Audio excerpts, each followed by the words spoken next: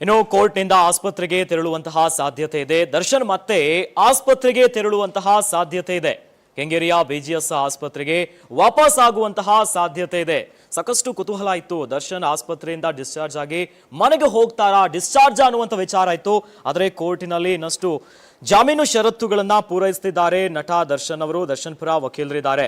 ಇನ್ನು ಕೋರ್ಟಿನಿಂದ ಆಸ್ಪತ್ರೆಗೆ ತೆರಳುವಂತಹ ಸಾಧ್ಯತೆ ಕೂಡ ಆಯಿತು. ದರ್ಶನ್ 131 ದಿನಗಳ ಕಾಲ ಜೈಲಿನಲ್ಲಿದ್ರು. ರೇಣುಕಾಸ್ವಾಮಿ ಕೊಲೆ ಪ್ರಕರಣದ ಏಟು ಆರೋಪಿ ನಟ ದರ್ಶನ್ ಅವರು ಇನ್ನು ಬೆನ್ನು ನೋವಿನ ಕಾರಣದಿಂದಾಗಿನೇ ಮಧ್ಯಂತರ ಜಾಮೀನನ್ನ ಈ ಹಿಂದೆ ಪಡೆದಿದ್ರು. ಬಳ್ಳಾರಿ ಜೈಲಿನಲ್ಲಿ ಇರುವಂತಹ ಹೊತ್ತಿನಲ್ಲಿ ದರ್ಶನ್ ಅವರಿಗೆ ಆರೋಗ್ಯದ ಸಮಸ್ಯೆ ಬಂತು. ಇದೇ ಒಂದು ಹೆಲ್ತ್ ಗ್ರೌಂಡ್ ಮೇಲೆ ದರ್ಶನ್ ಅವರಿಗೆ ಮಧ್ಯಂತರ ಜಾಮೀನನ್ನ ನೀಡಲಾಯಿತು. ಈಗ ಹೈಕೋರ್ಟ್ನಿಂದ ರೆಗ್ಯುಲರ್ ಜಾಮೀನು ಸಿಕ್ಕಿದೆ. ಆದರೂ ಕೂಡ ಆಸ್ಪತ್ರೆಯಲ್ಲಿದ್ದಾರೆ ದರ್ಶನ್ ಅವರು. ಈಗ ಕೋರ್ಟಿನಿಂದ ಜಾಮೀನು ಷರತ್ತುಗಳನ್ನ ಪೂರೈಸುತ್ತಿದ್ದಾರೆ. ದರ್ಶನ್ ಪರ ವಕೀಲರಿದ್ದಾರೆ. ಈಗ ಕೋರ್ಟಿನಿಂದ ಆಸ್ಪತ್ರೆಗೆ ತೆರಳುವಂತಹ ಸಾಧ್ಯತೆ ಇದೆ. ದರ್ಶನ್ ಮತ್ತೆ ಆಸ್ಪತ್ರೆಗೆ ತೆರಳುವಂತ ಸಾಧ್ಯತೆ ಇದೆ. ಹಾಗಾಗಿ ಆಸ್ಪತ್ರೆಗೆ ಹೋಗ್ತಾರಾ, ಮನೆಗೆ ಹೋಗ್ತಾರಾ ಅನ್ನುವಂತ ಸಾಕಷ್ಟು ಪ್ರಶ್ನೆಗಳಿತ್ತು. ಇನ್ನು ದರ್ಶನ್ ಅಭಿಮಾನಿಗಳು ನಮ್ಮ ಬಾಸ್ ಮನೆಗೆ ಬರ್ತಾರೆ, ಇವೆಲ್ಲ ರೀತಿಯಾದಂತಹ ಸಂಕಷ್ಟಗಳು ಪರಿಹಾರ ಆಗತ್ತೆ ಅನ್ನುವಂತಹ ಒಂದು ನಿಟ್ಟಿತ್ತು.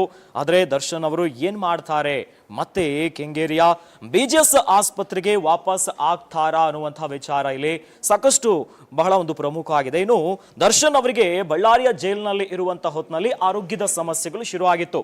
ಇನ್ನು ಇದೇ ವಿಚಾರವನ್ನ ಹೈಕೋರ್ಟ್ನಲ್ಲಿ ನ್ಯಾಯಮೂರ್ತಿ ವಿಶ್ವಜಿತ್ ಶೆಟ್ಟಿ ಅವರ ಮುಂದೆ ದರ್ಶನ್ ಪರ ವಕೀಲರು ಪ್ರಬಲವಾಗಿ ವಾದ ಮಾಡಿದ್ರು.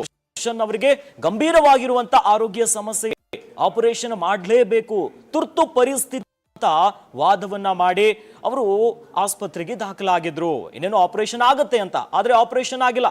ಮತ್ತೆ ಇದೇ ವಿಚಾರವನ್ನ ವಿಚಾರಣೆಯ ಹೊತ್ತಿನಲ್ಲಿ ಕೋರ್ಟ್ ಕೇಳಿದ್ರು. ದರ್ಶನ್ ಪರ ವಕೀಲರು ಅದಕ್ಕೆ ಬಿಪಿ ವೇರಿಯೇಷನ್ಗಳ ಕಾರಣದಿಂದಾಗಿ ಆಪರೇಷನ್ ಆಗಿಲ್ಲ ಅಂತ ಹೈಕೋರ್ಟ್ ನಲ್ಲಿ ಹೇಳಿದ್ರು. ಅದಾದ್ಮೇಲೆ ದರ್ಶನ್ ಅವರಿಗೆ ಜಾಮೀನು ಕೂಡ ಸಿಕ್ಕಿದೆ. ಪೂರ್ಣಾವಧಿಯ ರೆಗ್ಯುಲರ್ ಜಾಮೀನು ಸಿಕ್ಕಿದೆ. ಈಗ ಬಿಜಿಎಸ್ ಆಸ್ಪತ್ರೆಯಲ್ಲಿ ಚಿಕಿತ್ಸೆಯನ್ನ ಪಡೆದಿದ್ದಾರೆ. ಈಗ ಸದ್ಯ ಜಾಮೀನು ಷರತ್ತುಗಳನ್ನ ಕೋರ್ಟ್ನಲ್ಲಿ ಪೂರೈಸುತ್ತಿದ್ದಾರೆ ದರ್ಶನ್ ಪರ ವಕೀಲರು. ಕೋರ್ಟಿನಿಂದ ಆಸ್ಪತ್ರೆಗೆ ತೆರಳುವಂತಹ ಸಾಧ್ಯತೆ ಇದೆ. ದರ್ಶನ್ ಅವರು ಮನೆಗೆ ಹೋಗ್ತಾರೆ. ಯಾಕಂತಂದ್ರೆ ಜೈಲು ವಾಸಗಳು ಕಂಡಿದ್ದಾರೆ. 6 ತಿಂಗಳು ಕೂಡ ಹೆಚ್ಚು ಕಾಲ. ರೇಣುಕಾಸ್ವಾಮಿ ಕೊಲೆ ಪ್ರಕರಣದಲ್ಲಿ ಸಿಲುಕಿನಿಂದ ಮೊದಲು ಪರಪ್ಪನ ಅಗ್ರಹಾರದಲ್ಲಿದ್ರು. ಅಲ್ಲಿ ದರ್ಶನ್ ಅವರಿಗೆ ವಿಶೇಷ ಸವಲತ್ತುಗಳನ್ನ ನೀಡಲಾಗ್ತಾ ಇದೆ ಅನ್ನುವಂಥ ನಿಟ್ಟಿನಲ್ಲಿ ಅವರನ್ನ ಬಳ್ಳಾರಿ ಜೈಲಿಗೆ ಶಿಫ್ಟ್ ಮಾಡುವಂತ ಪ್ರಕ್ರಿಯೆ ಆಯ್ತು. ಏನೋ ಬಳ್ಳಾರಿ ಜೈಲಿನಲ್ಲಿ ಇರುವಂತಹ ಹೊತ್ತಿನಲ್ಲೇ ಆರೋಗ್ಯದ ಸಮಸ್ಯೆ ಬಂತು. ಇದೇ ವಿಚಾರವಾಗಿ ಮಧ್ಯಂತರ ಜಾಮೀನನ್ನ ಪಡೆಯುತ್ತಾರೆ.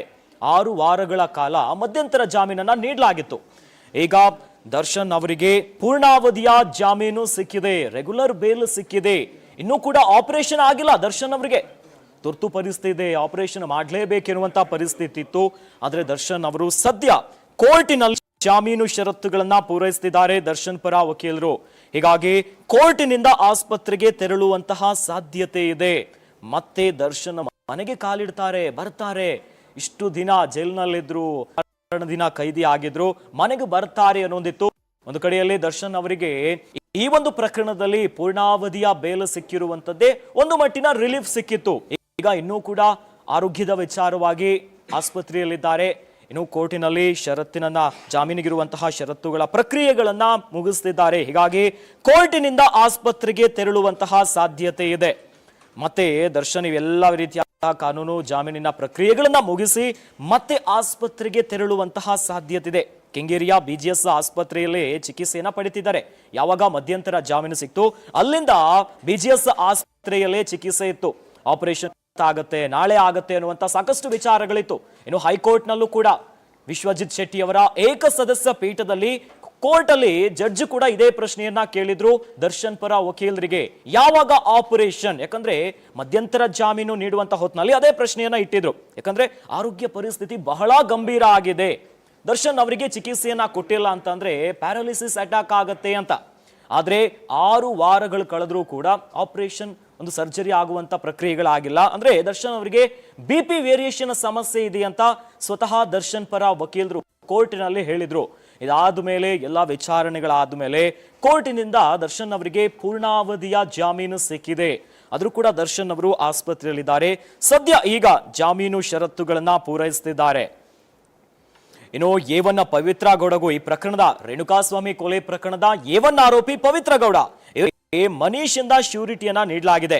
ಚಾಮರಾಜಪೇಟೆಯಲ್ಲಿರುವಂತಹ ಆಸ್ತಿ ಪತ್ರದೊಂದಿಗೆ ಶ್ಯೂರಿಟಿಯನ್ನ ಕೊಡಲಾಗಿದೆ. ಬಹುತೇಕ ಹಿಂದೆ ಈ ಪ್ರಕರಣದ A1 ಆರೋಪಿಯಾಗಿರುವಂತಹ ಪವಿತ್ರ ಗೌಡಗೂ ಕೂಡ ರಿಲೀಫ್ ಸಿಗುವಂತಹ ಸಾಧ್ಯತೆ ಇದೆ.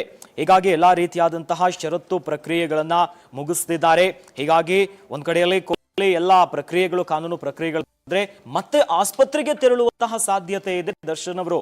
ಅಂದ್ರೆ ಸುಮಾರು ರೇಣುಕಾಸ್ವಾಮಿ ಕೊಲೆ ಪ್ರಕರಣದಿಂದ ದರ್ಶನ ಸಿಲುಕಿರಾಗಿರೋದ್ರಿಂದ ಸಾಕಷ್ಟು ಒಂದಲ್ಲ ಒಂದು ಕಾನೂನು ತುಡುಕುಗಳಿತ್ತು. ಇನ್ನು ದರ್ಶನ್ ಪರ ವಕೀಲರು ಕೋರ್ಟಿನಲ್ಲಿ ಜಾಮೀನಿಗಾಗಿ ವಾದವನ್ನ ಮಾಡುವಂತ ಸಂದರ್ಭದಲ್ಲಿ ಬಹಳ ಪ್ರಬಲವಾಗಿ ಉಲ್ಲೇಖ ಮಾಡಿರುವಂತಹ ವಿಚಾರಗಳು ದರ್ಶನ್ ಅವರನ್ನ ಈ ಪ್ರಕರಣದಲ್ಲಿ ಸಿಲುಕಿಸ್ತಿದ್ದಾರೆ, ಮಾಡ್ಲಿಕ್ಕೆ ಪ್ರಯತ್ನ ಆಗ್ತಾ ಇದೆ ಅಂತ ಸಾಕಷ್ಟು ವಿಚಾರಗಳನ್ನ ಎತ್ತಿ ಹಿಡಿದಿದ್ರು. ಇನ್ನು ಅವೆಲ್ಲವನ್ನ ಆಧರಿಸಿ ವಾದ ವಿವಾದಗಳನ್ನ ಆಲಿಸಿ ದರ್ಶನ್ ಅವರಿಗೆ ಪೂರ್ಣ ಅವಧಿಯ ಜಾಮೀನನ್ನ ಕೊಡಲಾಗಿದೆ.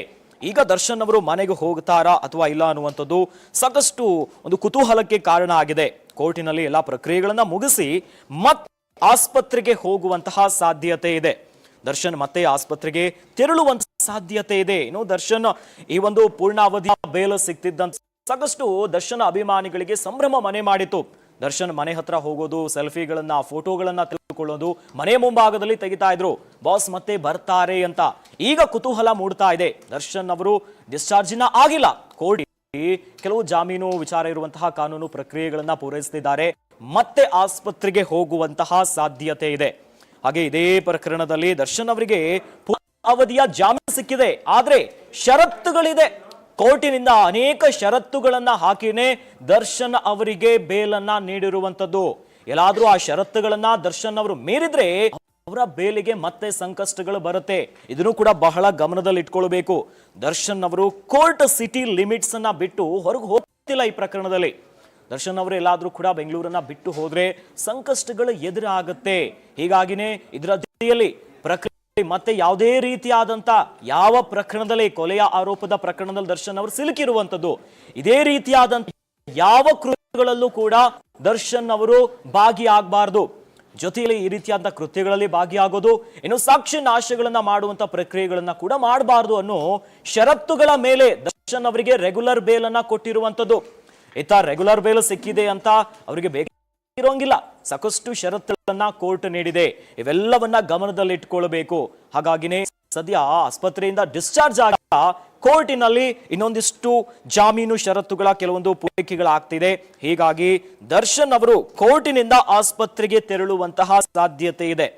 ದರ್ಶನ್ ಮತ್ತೆ ಆಸ್ಪತ್ರೆಗೆ ತೆರಳುವಂತಹ ಸಾಧ್ಯತೆ ಇದೆ. BGS ಆಸ್ಪತ್ರೆಗೆ ಹೋಗುವಂತಹ ಸಾಧ್ಯತೆ ಇದೆ. ಏನೋ ಬಾಂಡ್ ಸಹಿ ಹಾಕಿದಾಯ್ತು ಆಸ್ಪತ್ರೆಗ ಅಥವಾ ಮನೆಗ ಅನ್ನುವಂತ ಸಾಕಷ್ಟು ಕುತೂಹಲ ಇದೆ. ದರ್ಶನ್ ಪರ ವಕೀಲರು ಕೂಡ CV ನಾಗೇಶ್ವರ್ ಅವರು ಭೇಟಿ ಮಾಡಿದ್ದಾರೆ, ಅವರಿಂದ ಸಲಹೆಗಳನ್ನ ಕೂಡ ಪಡೆಯುತ್ತಿದ್ದಾರೆ. CV ನಾಗೇಶ್ವರ್ ಅವರು ಸಲಹೆ ಪಡೆದು ನಂತರ ಕ್ಲಾರಿಟಿ ಬರುತ್ತೆ. ಎಲ್ಲಾ ರೀತಿಯಾದಂತಹ ಕಾನೂನು ಪ್ರಕ್ರಿಯೆಗಳನ್ನ ಗಮನದಲ್ಲಿಟ್ಟುಕೊಂಡೇ ಮುಂದಿನ ಹೆಜ್ಜೆಯನ್ನ ಇಡಲಿದ್ದಾರೆ. ಕೋರ್ಟ್ನಲ್ಲಿ ದರ್ಶನ್ ಪರ ವಕೀಲರು ಬಹಳ ಪ್ರಬಲವಾಗಿ ವಾದ ಮಾಡಿ ದರ್ಶನ್ ಪೂರ್ಣಾವಧಿಯ ಜಾಮೀನನ್ನ ನೀಡಿರ್ತಾರೆ. ಹೀಗಾಗಿ ಮತ್ತೊಂದಿಷ್ಟು ಕಾನೂನು ಪ್ರಕ್ರಿಯೆಗಳು ನಡೀತಾ ಇದೆ. ಇದಾದ ಮೇಲೆ ತಿಳಿಯುತ್ತೆ ದರ್ಶನ್ ಅವರ ಮುಂದಿನ ನಡೆ ಯಾವ ರೀತಿಯಾಗಿ ಇರುತ್ತೆ ಅಂತ. ಅಂದ್ರೆ ವಿಚಾರಣಾಧೀನ ಕೈದಿಯಾಗಿ ಜೈಲಿನಲ್ಲಿದ್ರು, ಮೊದಲು ಪರಪ್ಪನ ಅಗ್ರಹಾರದಲ್ಲಿ ಜೈಲಿನಲ್ಲಿದ್ರು. ವಿಶೇಷವಾಗಿರುವಂತಹ ಟ್ರೀಟ್ಮೆಂಟ್ಗಳು ದರ್ಶನ್ ಅವರಿಗೆ ಸಿಕ್ತು.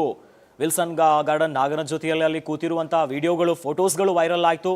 ಇದಾದ ಮೇಲೆ ಎಚ್ಚೆತ್ತುಕೊಂಡು ಅವರನ್ನ ಬಳ್ಳಾರಿ ಜೈಲಿಗೆ ಶಿಫ್ಟ್ ಮಾಡುವಂತ ಪ್ರಕ್ರಿಯೆ ಆಯ್ತು. ಬಳ್ಳಾರಿ ಜೈಲಿಗೆ ಹೋದಾಗ್ಲೇ ದರ್ಶನ್ ಅವರ ಆರೋಗ್ಯದ ಸಮಸ್ಯೆಗಳು ಕಾಣಿಸಿರುವಂತದ್ದು. ಈ ಬೆನ್ನು ನೋವಿನ ಸಮಸ್ಯೆಗಳು ಶುರುವಾಗಿದ್ದೇ ಬಳ್ಳಾರಿ ಜೈಲಿನಲ್ಲಿರುವಂತಹ ಹೊತ್ತಿನಲ್ಲಿ. ಹೀಗಾಗಿ ಬಳ್ಳಾರಿ ಜೈಲಿನಲ್ಲಿರುವಾಗ್ಲೇ ಮಧ್ಯಂತರ ಜಾಮೀನಿಗೆ ಅಪ್ಲಿಕೇಶನ್ ಅನ್ನ ಹಾಕ್ತಾರೆ. ಮಧ್ಯಂತರ ಜಾಮೀನಿಗೆ ಯಾವಾಗ ಸಲ್ಲಿಸ್ತಾರೆ ಆಗ ಮುಂದಿಟ್ಟಿರುವಂತಹ ಕಾರಣವೇ ಆರೋಗ್ಯ ಸಮಸ್ಯೆ. ದರ್ಶನ್ ಅವರಿಗೆ ಎಲ್ಲಾದ್ರೂ ಆಪರೇಷನ್ ಆಗಿಲ್ಲ ಅಂತಂದ್ರೆ, ಸರ್ಜರಿ ನಡೆದೇ ಹೋದ್ರೆ ದೊಡ್ಡ ಮಟ್ಟದ ತುರ್ತು ಪರಿಸ್ಥಿತಿ ಆಗುತ್ತೆ, ಗಂಭೀರವಾಗಿದೆ, ಪ್ಯಾರಾಲಿಸಿಸ್ ಅಟ್ಯಾಕ್ ಆಗುತ್ತಾಗಿ ವಾದವನ್ನ ಮಾಡಿದ್ರು. ಆಲಿಸಿದಂತ ಕೋರ್ಟ್ ಅವರಿಗೆ 6 ವಾರಗಳ ಕಾಲ ಒಂದು ಮಧ್ಯಂತರ ಜಾಮೀನನ್ನ ಕೊಟ್ಟಿತ್ತು. ಅದಾದ್ಮೇಲೆ ಮತ್ತೆ ಕೋರ್ಟ್ನಲ್ಲಿ ಜಾಮೀನಿನ ವಿಚಾರಣೆಗಳಾಯ್ತು. ಇವೆಲ್ಲವನ್ನ ಆಲಿಸಿ ದರ್ಶನ್ ಪರ ವಕೀಲರಾಗಿರುವಂತಹ CV ನಾಗೇಶ್ವರ್ ಅವರ ಪ್ರಬಲವಾಗಿರುವಂತಹ ವಾದವನ್ನ ಆಲಿಸಿ ಕೋರ್ಟ್ ಆದೇಶವನ್ನ ನೀಡಿದೆ. ಅದುವೇ ಪೂರ್ಣಾವಧಿಯ ಜಾಮೀನು. ಇನ್ನೂ ಕೂಡ ಜಾಮೀನು ಸಿಕ್ಕಿದ್ರು. ದರ್ಶನ್ ಆಸ್ಪತ್ರೆಯಲ್ಲಿದ್ರು, ಆಸ್ಪತ್ರೆಯಲ್ಲಿ ಚಿಕಿತ್ಸೆಯನ್ನ ಪಡೀತಾ ಇದ್ರು. ಆದ್ರೆ ಆಪರೇಷನ್ ಇನ್ನೂ ಕೂಡ ಆಗಿಲ್ಲ. ದರ್ಶನ್ ಅವರಿಗೆ ಈ ಹಿಂದೆ ಯಾಕೆ ಆಪರೇಷನ್ ಆಗಿಲ್ಲ ಅನ್ನುವಂತ ಪ್ರಶ್ನೆಗೆ ಸ್ವತಃ ದರ್ಶನ್ ಪರ ವಕೀಲರು ಉತ್ತರವನ್ನ ಕೊಟ್ಟಿದ್ರು. ಅದುವೇ ಅವರ ಬಿಪಿ ವೇರಿಯೇಷನ್ ಇದೆ. ಯಾವಾಗ ಬಿಪಿ ವೇರಿಯೇಷನ್ ಇರುವಂತ ಹೊತ್ತಿನಲ್ಲಿ ಸರ್ಜರಿ ಮಾಡಲಿಕ್ಕೆ ಸಾಧ್ಯ ಇಲ್ಲ.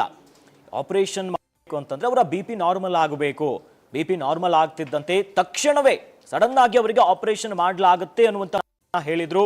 6 ವಾರಗಳು ಕಳೆದು ಹೋಗಿಬಿಟ್ಟಿದೆ. ಈಗ ಸದ್ಯ ಸಂಪೂರ್ಣವಾಗಿರುವಂತಹ ರೆಗ್ಯುಲರ್ ಬೇಲ್ ಸಿಗದೆ ಈಗ ಮತ್ತೆ ಜಾಮೀನು ಷರತ್ತುಗಳನ್ನ ಪೂರೈಸಿದ್ದಾರೆ ದರ್ಶನ್ ಪರ ವಕೀಲರು. ಈಗ ಕೋರ್ಟಿನಲ್ಲಿ ಇವೆಲ್ಲ ಪ್ರಕ್ರಿಯೆಗಳನ್ನ ಮುಗಿಸಿ ಆಸ್ಪತ್ರೆಗೆ ತೆರಳುವಂತ ಸಾಧ್ಯತೆ ಇದೆ. ಆತ ಅಭಿಮಾನಿಗಳು ದೊಡ್ಡ ಪ್ರಮಾಣದಲ್ಲಿ ದರ್ಶನ್ ಅವರು ಮನೆ ಹೋಗ್ತಾರೆ, ನಮ್ಮ ಬಾಸ್ ಮತ್ತೆ ಮನೆಯತ್ತ ಬರ್ತಾರೆ ಅನ್ನುವಂಥದ್ದು ವಿಚಾರಗಳಿತ್ತು. ಇನ್ನು ಕೆಂಗೇರಿಯ ಬಿಜಿಎಸ್ ಆಸ್ಪತ್ರೆಗೆ ನಟ ದರ್ಶನ್ ಹೊರಳಿದ್ದಾರೆ. ಮನೆಯ ಬದಲಾಗಿ ಬಿಜಿಎಸ್ ಆಸ್ಪತ್ರೆಯತ್ತ ದರ್ಶನ್ ಪಯಣವನ್ನ ಮುಂದುವರಿಸಿದ್ದಾರೆ. ಜಾಮೀನು ಪ್ರಕ್ರಿಯೆಯನ್ನ ಮುಗಿಸಿ ಆಸ್ಪತ್ರೆಯತ್ತ ನಟ ದರ್ಶನ್ ಹೋಗ್ತಿದ್ದಾರೆ. ಸಾಕಷ್ಟು ಒಂದು ಪ್ರಶ್ನೆಗಳಿತ್ತು, ದರ್ಶನ್ ಮನೆಗೆ ಹೋಗ್ತಾರಾ ಮತ್ತೆ ಆಸ್ಪತ್ರೆಗ ಅನ್ನುವಂಥದ್ದು. ಈಗ ಎಲ್ಲ ಜಾಮೀನು ಪ್ರಕ್ರಿಯೆಯನ್ನ ಮುಗಿಸಿ ಆಸ್ಪತ್ರೆಯತ್ತ ನಟ ದರ್ಶನ್ ಹೆಜ್ಜೆ ಹಾಕ್ತಿದ್ದಾರೆ. ಕೆಂಗೇರಿಯ ಬಿಜಿಎಸ್ ಆಸ್ಪತ್ರೆಗೆ ನಟ ದರ್ಶನ್ ಹೊರಟಿದ್ದಾರೆ. ಮನೆಯ ಬದಲಾಗಿ ಬಿಜಿಎಸ್ ಆಸ್ಪತ್ರೆಯತ್ತ ತಮ್ಮ ಪಯಣವನ್ನ ಮುಂದುವರಿಸಿದ್ದಾರೆ. ಜಾಮೀನು ಅನೇಕ ಪ್ರಕ್ರಿಯೆಗಳಿತ್ತು. ಕೋರ್ಟಿನಲ್ಲಿ ಇವೆಲ್ಲವನ್ನ ಮುಗಿಸಿ ಈಗ ಮತ್ತೆ ಆಸ್ಪತ್ರೆಗೆ ತೆರಳುತ್ತಿರುತ್ತಾರೆ ನಟ ದರ್ಶನ್. ಜಾಮೀನು ಪ್ರಕ್ರಿಯೆಯನ್ನ ಮುಗಿಸಿ ಆಸ್ಪತ್ರೆಯತ್ತ ಹೋಗ್ತಿದ್ದಾರೆ. ಪ್ರಶ್ನೆ ಇತ್ತು, ದರ್ಶನ್ ಅವರು ಡಿಸ್ಚಾರ್ಜ್ ಆಗಿಲ್ಲ, ಕೋರ್ಟಿಗೆ ಹೋಗುವಂತ ಸಂದರ್ಭದಲ್ಲಿ ಮನೆಗೆ ಹೋಗ್ತಾರೆ ಅನ್ನುವಂಥ ವಿಚಾರಗಳಿತ್ತು. ಇಲ್ಲ, ಎಲ್ಲಾ ಜಾಮೀನು ಪ್ರಕ್ರಿಯೆಯನ್ನ ಮುಗಿಸಿ ಆಸ್ಪತ್ರೆಯತ್ತ ಹೋಗ್ತಿದ್ದಾರೆ. ಕೆಂಗೇರಿಯಲ್ಲಿರುವಂತಹ ಬಿಜಿಎಸ್ ಆಸ್ಪತ್ರೆಗೆ ನಟ ದರ್ಶನ್ ಹೋಗ್ತಿದ್ದಾರೆ. ಕೋರ್ಟಿನಿಂದ ನೇರವಾಗಿ ಎಲ್ಲಾ ರೀತಿಯಾದಂತಹ ಜಾಮೀನು ಪ್ರಕ್ರಿಯೆಯನ್ನ ಮುಗಿಸಿ ದರ್ಶನ್ ಕೆಂಗೇರಿಯ ಆಸ್ಪತ್ರೆಗೆ ಹೊರಟಿದ್ದಾರೆ.